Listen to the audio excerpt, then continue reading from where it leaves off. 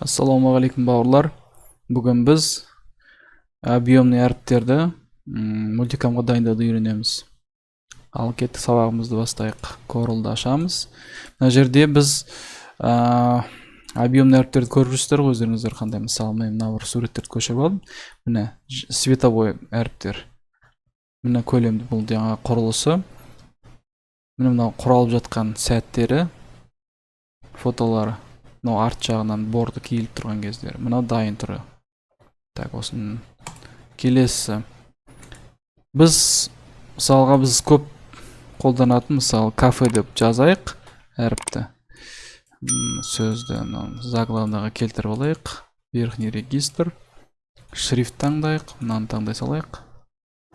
Мен бұған түс берейік.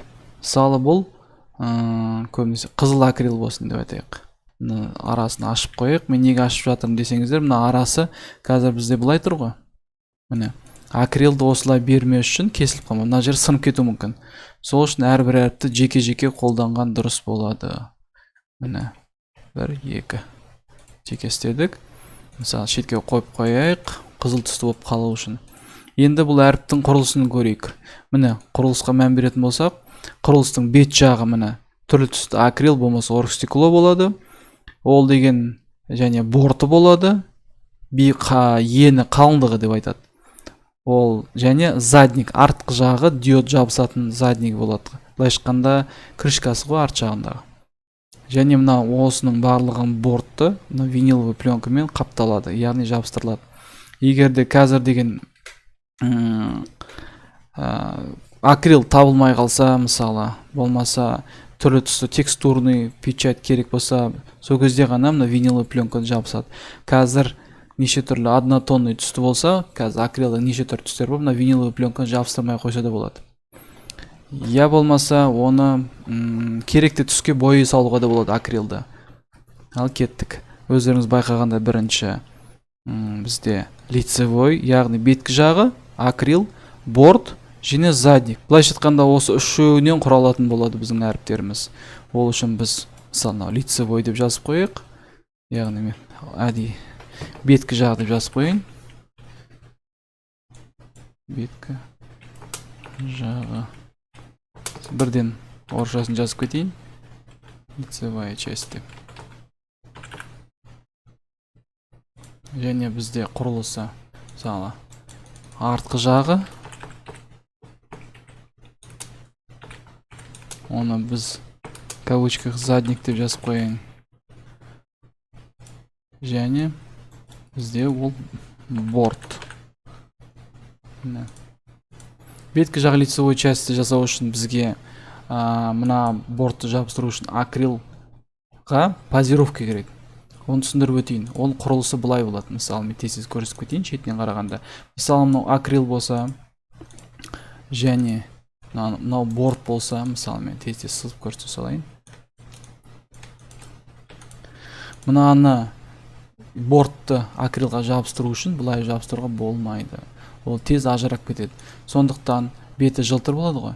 Сондықтан мына қалыңдыққа байланысты біз позировка, яғни кішкене қалыңдығын аламыз. Тең жартысын алуға болады, болмаса кішкенесін алуға болады. Мен тең жартысын алып көрсетейін. Міне былай құралатын болады. Мынау әдейі көрсетіп кетейін. Мынау бізде беткі жағы акрил, мынау борт құралу әдісін. Соответственно, мына жағы да бізде дәл осындай болады, яғни әріптің шетінен қарағанда. Және бізге задник керек. Задник бізде былай құралады.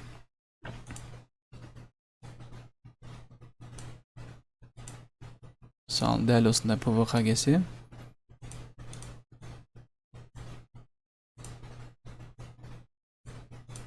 мынаған задникке де борт келеді, бірақ жаңағы қалыңдық сияқты емес. Былай арақап түсірейін, түсінікті болу үшін.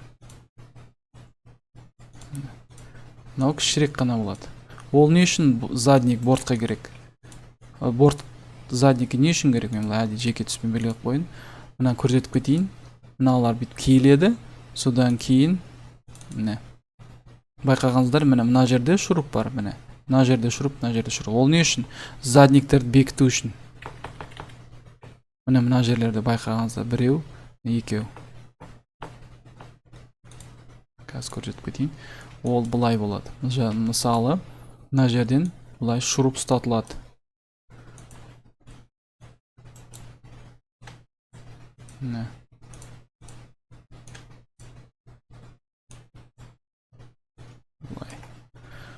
Мысалы, керекті кезде мына біздің диодымыз, светодиодный модуліміз мысалы күйіп кететін бұл жағдайда біз оның барлығын бұзып отырмаймыз. Мына аламызда заднигін, яғни артқы жағын ашып, мынаны шуруптарды шешіп, мынаны аламызда, мына задниктің мысалы мына диодтарын ауыстырамыз, қайтан шуруппен енгізе саламыз, болды. Мына құрылысты жаттап алсаң, осы принцип бойынша мысалы әріптер жиналады. Яғни мына жердегі позировка деп аталады. Мынау борт, міне. Мынау задник. Ал кеттік. Мынаны лицевой, яғни беткі жағын істеу үшін позировканы бірден кривойға айналдырамыз Ctrl-Q арқылы. Одан кейін мына жерге кіремізді горизонтальное отражение болмаса, мына бірден басамыз. Болмаса екінші әдісі жай ғана Ctrl-ды басып тұрып, мына шетінен бұлай қарай оңға қарай тартамыз, болды. Сол кезде зеркальное отражение болды. Бірден айтып кетейін, мына борт, мына биіктігі бізде деген, қазірше жер 213 болып тұрса, оны аламыз да біз 3 мм, бұндай размерге 3 мм ПВХ борт позировка, мынандай 3 мм жетеді. ПВХ 3 мм бізде 5 мм және 8-10 деген болып бөлінеді. Одан кішіректерді бар, бірақ көбінесе 3 мм қолданады. 3 мм болса, біз бірден айдайын позировканы несімен береміз, артығымен береміз. Өйткені 3,5 қып береміз. Өйткені мына жерде ПВХ келген кезде, жабысып жатқан кезде проблемалар болады.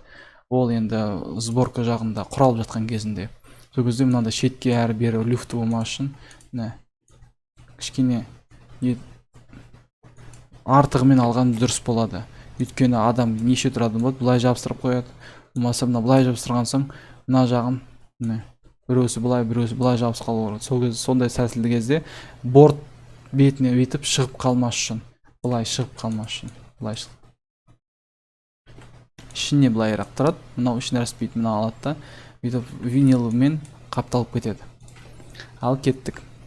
Міне біз 3,5 мм бердік. Ол деген мына интерактивный контурға кіріп, ішкі жағын алдым. Міне, және 3,5 мм бенгізіп бердім. Басып көрейік, 3,5 мм тұр. Ctrl-K арқылы мен екеуін бөліп тастаймын. Міне, мынау қызылмен қала берсін. Позировка. Мынаны алып, мен түсін бояп қойайын. Әзірше. Беткі жағы лицевой часть аламыз да, мен айтам. Беткі жағына лицевой часть деп айтам. Паз дейм, 3,5 мм деп жазып кетем. Так, беткі жағы дайын болды. Енді бізге задник керек. Яғни, бұлай шыққанда мынау жері. Мынаны істеу үшін біз мына жерге қазір көрсетіп кетейін, кішкене люфт береміз. Бұлай. Өйткені айтып өткендей жаңағы әріпті жинаған кезде мынау әрбір қозғалып кетуі мүмкін. Сол үшін кішкене артығымен кішірек қып берген дұрыс болады. Дәл осы мынау біз ішкі жағын алуымызға болады. Болмаса мына беткі жағын бірден аламыз да көшіреміз. Ctrl-ды басып тұрып, Shift мышканың сол жағын басып тұрып, оң жағын бірден басамыз. Бұлай. Болмаса Ctrl-C, Ctrl-V және төмен тарта саламыз. Сосын бізде 3,5 мм болса, мына біз позировканы оны аламыз да біз 3,8 қыламыз. Задник жасау үшін 3,8 мм кішірейтеміз. Барлық жағынан қарап отырсаңыз. Енді мен тағы да Ctrl-K арқылы бөліп тастаймын, мынаны алып тастаймын. Енді мен түсін контурын берейін және ортасындағы залюксын алып тастайын. Тексеру үшін мынаған шолк етеміз үстіңдегі беткі жағына және E әрпін басамыз. Қараймыз. Міне бізде мынауымыз ақ бізде деген акрил, мынау бізде задник. яғни бізде қанша люфт болып тұр мына жерде? 0,3 мм. Осындай кішкене жеткізбей қойған дұрыс болады. Осылай дайындайды негізінде. Артқы жағы деп жазып қойдық. Бұл бізде бүйтіп жазайық. ПВХ 5 я болмаса 8 мм болады. Ондай кезде біз бірден жазып кетейік, жарайды. 8 деп жазып кете берейік. Кеттік. Біздің заднигіміз былайша айтқанда дайын. Мына жерде беткі жағы лицевой частьта біз жазып кетейік.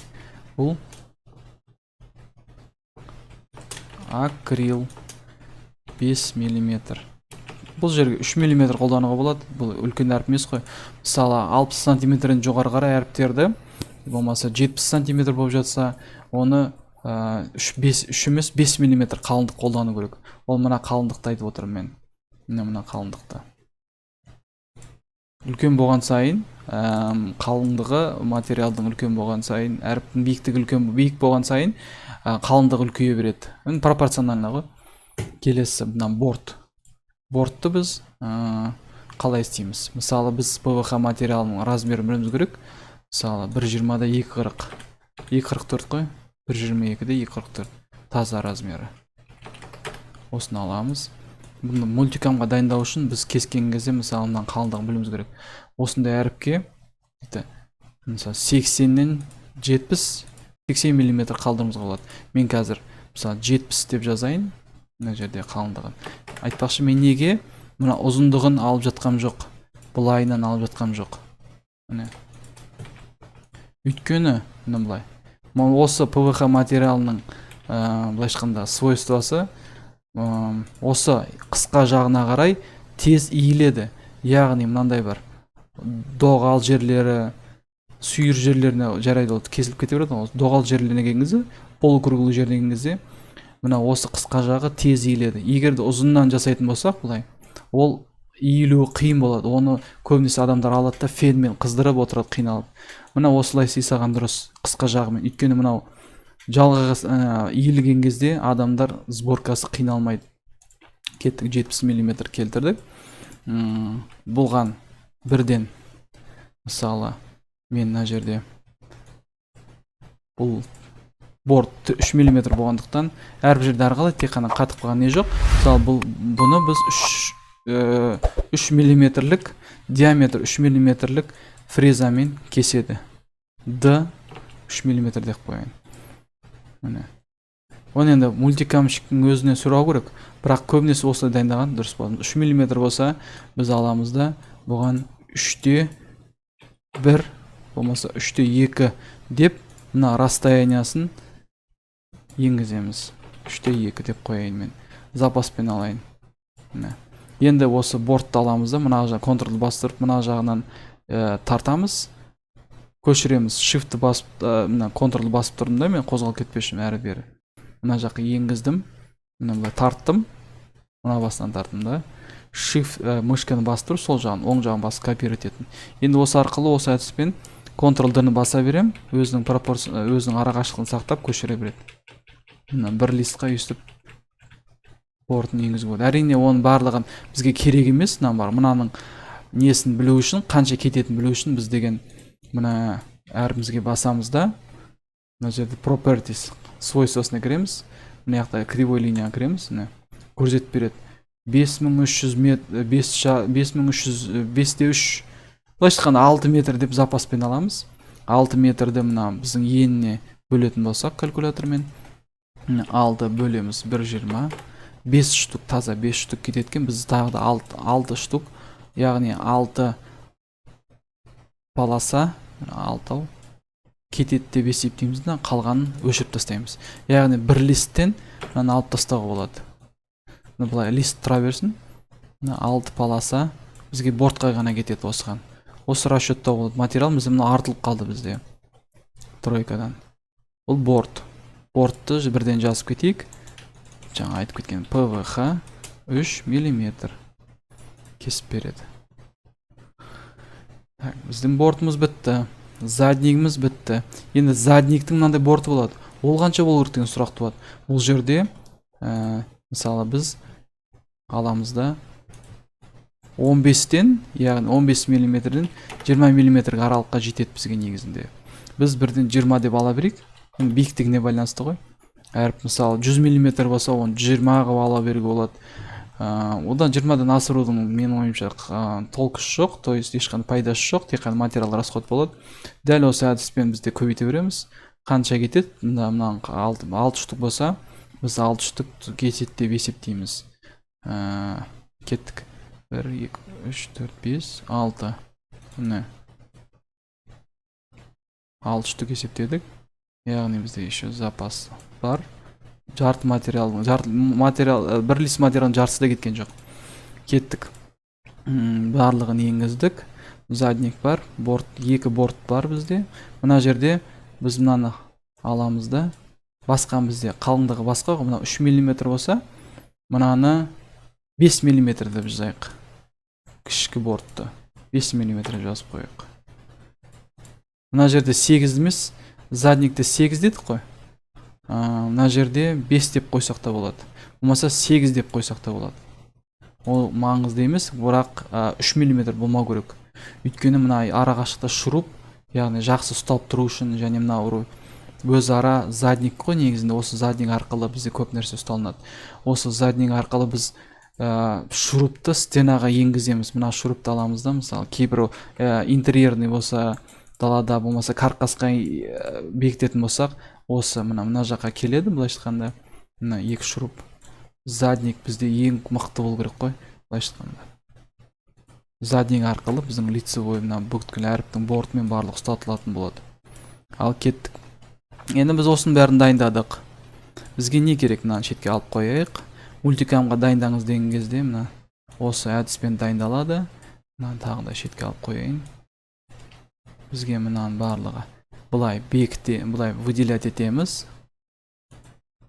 Мына копировать етеміз, жаңа слойға, жаңа файл документке келтіреміз. Ctrl-V, F4 басамыз, және барлығын кривойға айналдырамыз міндетті түрде. Ctrl-Q арқылы. Және сохранить как-то басамыз, файл, міне сохранить, save as басамыз да. Мына жерде кафе деп жазайын. Кафе, кривой деп жазамыз міндетті түрде. Өйткені ол басқа. Және 13-ші версияда сохранетеміз. Өйткені бүткіл мультикам 13-ші версияда, яғни ескі версияда жасалынады. Өзінің программасы мультикам сондай қалау, яғни требованиясы дейді ғой, сондай. Осы 13-ші версияда жасалу керек. 13-ші версияда сақталу керек, жасалу керек, міндетті емес. Болды, осыны сохранить етеміз. Бізден сұрап тұр. Бүткіл қасиеттің барлығы ескі файлға көшпеу мүмкін. Бізде ешқандай қатты артық не жоқ, свойстволары болмаса, заливкасы жоқ, ешқандай өзгермейді. Бізді тексеру үшін кривой емес екенін осы документ выделяться етіледі.